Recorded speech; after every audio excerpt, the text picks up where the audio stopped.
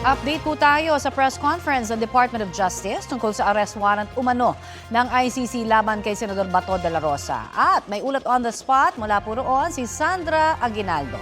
Sandra? Yes, Connie, sinabi rin ng Department of Justice na wala pa silang natatanggap at nakikitang warrant of arrest ng International Criminal Court laban kay Senador Bato de la Rosa.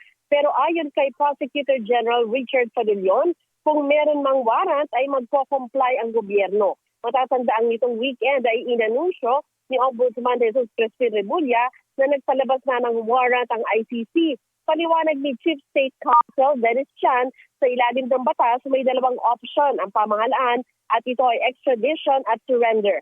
Aniya mas mabilis ang proseso ng pag-surrender kay De La Rosa kung sakali. So extradition daw kasi ay kailangan dumaan pa sa korte. Meron ding question kung pwede ba ang extradition gayong hindi naman bansa ang ICC. Wala din naman daw treaty ang Pilipinas at ICC kaugnay sa extradition.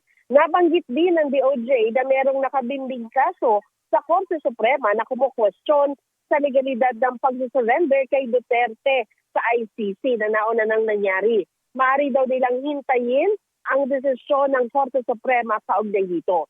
At kung sakaling ibang paraan daw ang gagamitin nila kay De La Rosa, ay hindi rin daw nangangahulugan na mali ang ginawa noon ng gobyerno na pag-surrender kay Duterte.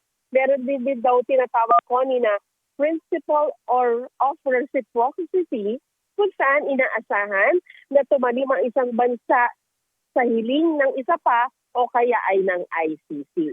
So yan muna, Connie, ang pinakahuling ulat mula dito sa DOJ. Connie? Maraming salamat, Sandra Aguinaldo.